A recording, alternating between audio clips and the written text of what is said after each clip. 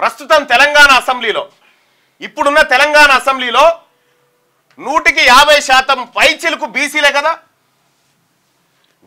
కదా ఇది ఎమ్మెల్యేలు సీటింగ్ ఇట్లా కూర్చుంటారు ఎమ్మెల్యేలు ఇందులో బీసీ ఎమ్మెల్యేలు ఇగో వీళ్ళు 1 2 3 4 5 6 7 8 9 10 11 12 13 14 15 16 17 18 19 మంది 19 మంది బీసీ ఎమ్మెల్యేలు ఉన్నారు ఇక్కడ ఎట్లా 119 మందిలో 119 మందిలో 19 మంది బీసీలు ఇక్కడ ఇక ఎస్టీ ఎమ్మెల్యేలు 1 2 3 4 5 6 7 8 9 10 11 12 వాళ్ళకి ఎంత వాటా అయితే జనాభా ఉందో 12 ఎమ్మెల్యేలు ఇక ఎస్సీ 1 2 3 4 5 6 7 8 9 10 11 12 13 14 15 16 మంది 16 కదా 5 4 9 4 13 19 మంది ఎస్సీ ఎమ్మెల్యేలు ఇలా జనాభా ప్రాతిపదికన వీళ్ళకి ఇచ్చారు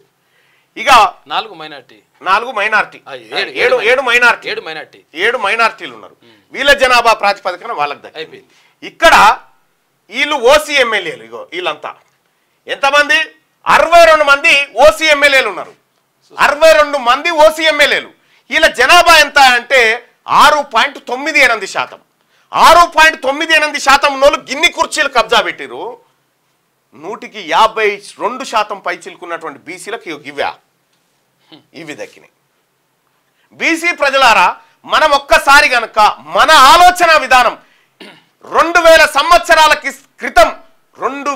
సంవత్సరాల క్రితం మనం రాజ్యాన్ని కోల్పోయినాం కదా బీసీల అధికారం 2000 సంవత్సరాల నుంచి ఇప్పటి వరకు అధికారంలో లేము బీసీలం ఈ గడ్డ మీద ఇక్కడ ఒకవేళ బీసీల ఆలోచన మారితే ఇంకో ఇట్లా ఉంటది ఇది 2028లో బీసీ సీఎంతో సామాజిక తెలంగాణ అసెంబ్లీ ఎట్లా ఉంటదంటే 75 మంది ఎమ్మెల్యేలు బీసీల నుంచి రావాలి 75 మంది బీసీల నుంచి 75 మంది ఎమ్మెల్యేలు ఈ పచ్చగున్నోళ్ళంతా ఈ అసెంబ్లీలో కూర్చుంటారు ఇక్కడ ఎస్సీ ఎమ్మెల్యేలు సేమ్ 19 మంది వస్తారు ఎస్టీ ఎమ్మెల్యేలు వీళ్ళు 12 మంది వస్తారు ఆ తర్వాత మైనారిటీ ఎమ్మెల్యేలు 7 వస్తారు ఓసీలు కేవలం 6 మాత్రమే ఎమ్మెల్యేలు అవుతారు ఈ 6 కావాల్సిన వాళ్ళు 62 మంది అయ్యారు ఇప్పుడు చూసుకో 6 కావాల్సిన వాళ్ళు 62 మంది ఎందుకు అయ్యారు అనంటే మనము పార్టీ సింబల్కు ఓటేస్తాం కదా మనం పార్టీ సింబల్లకు ఓటేస్తుంటాం కాబట్టి ఇగో ఈ బతుకు మనది అందుకే అంబేద్కర్ ఏం చేసిండు నువ్వు పార్టీ సింబల్ చూసి వేసినన్ని రోజులు నీ బతుకు అట్లే ఉంటుందని చెప్పిండు పార్టీని కాదు మనిషిని చూసి ఒకటి వాడు నీ వాడా నీ ప్రయోజనం కోసం చూస్తాడా లేదా అని అడుగు వాడు నీ కొడుకు కోసం దావకాన ఎడగట్టిండు నీ బిడ్డ కోసం బడేడగట్టిండు ఎక్కడన్నా ఇందులో ఉన్నటువంటి మీరు చూడండి ఇందులో ఉన్న 62 మంది ఎమ్మెల్యేల్లో వీళ్ళ ఇంట్లోంచి ఒక్క బిడ్డ కూడా ప్రభుత్వ స్కూల్లో చదువుకోవట్లేదు ఒక్క పిల్లగాడు కూడా ప్రభుత్వ స్కూల్లో లేడు వీళ్ళ ఇండ్లలోంచి మరి ప్రభుత్వ స్కూళ్ళల్లో మన బిడ్డలు హవేలీ గణపురంలో మనం చూస్తా ఉన్నాం కదా మన ఆడబిడ్డలు మన బీసీ బిడ్డలు మన ఎస్సీ బిడ్డలు మన ఎస్టీ బిడ్డలు మూత్రశాల గతి లేక ఎవరు చూడకుండా పిల్లలంతా అడ్డం నిలబడితే పోయి బహిర్భూమికి పోవాల్సినటువంటి పరిస్థితి ప్రాజెక్టులా అడిగినాము ఈ ప్రాజెక్టుల కింద ఉన్న భూములు ఎవరు ఇస్తారు మాకు ఏమైనా భూములు ఉన్నాయా ఎటు పోయినాయి ల్యాండ్ యాక్విజిషన్ పేరు మీద భూములన్నీ బీసీల భూములన్నీ గుంజుకొని పోతుంది పారే నీళ్లు మాకు కాదా కట్టే ప్రాజెక్టులు మాకు కాదా కేవలం మీరు బతకడం కోసం జరుగుతున్నటువంటి నయా దందా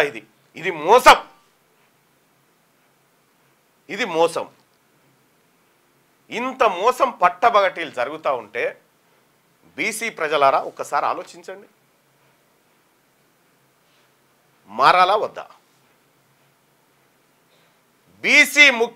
బీసీల చేతుల్లోకి రాజ్యం రావాలి ఎందుకంటే ఇది బీసీల హక్కు ప్రజాస్వామ్యం అంటే మెజారిటీ ప్రజల అభిప్రాయం ఎట్లుండాలంటే ఇగో ఇట్లుండాలి ఇది ప్రజాస్వామ్యం అవుతుంది మెజారిటీ ప్రజల అభిప్రాయం ఇది ప్రజాస్వామ్యం అవుతుంది ఇది ప్రజాస్వామ్యం లాగా లేదు ఇది మెజారిటీ ప్రజల అభిప్రాయం కాదు అందుకే బీసీలో ఒక చైతన్యం రావాల్సినటువంటి అవసరం ఉంది ఒక ఇన్సిడెంట్ నా దగ్గరకు వచ్చిన ఇన్సిడెంట్ చెప్తా మీరు షాక్ అవుతారు ఒక ఆయన సస్పెండ్ అయినటువంటి తహసీల్దార్ నా దగ్గరకు వచ్చిండు ఒకప్పుడు. ఆయన ఎక్కడ ఆయన అంటే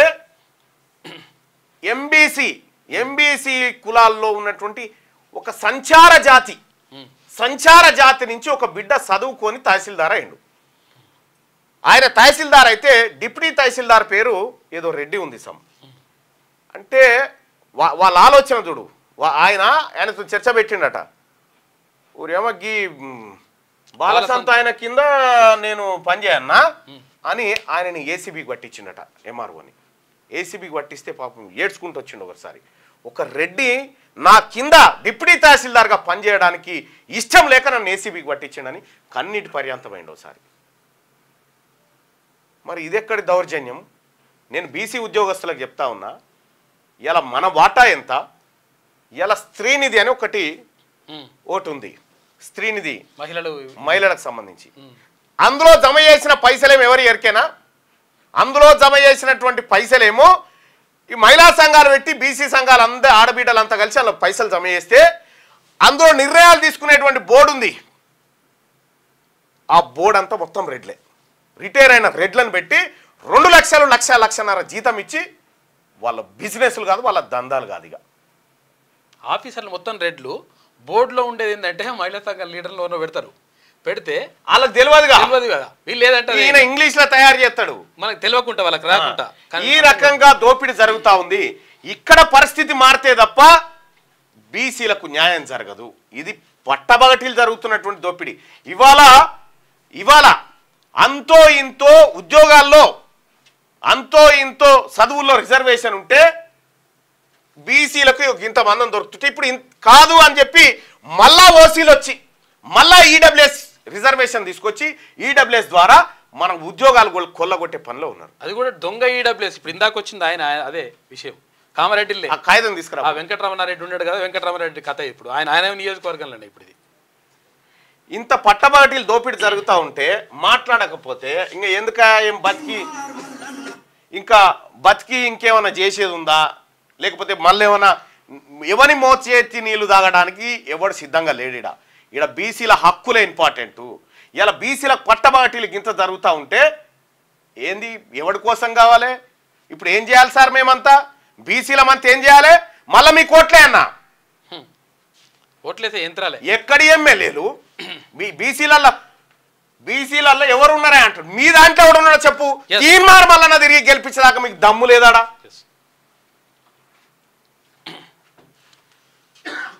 ఓట్లు మనవి, సీట్లు ఆధిపత్య వర్గాలవా? ఇగో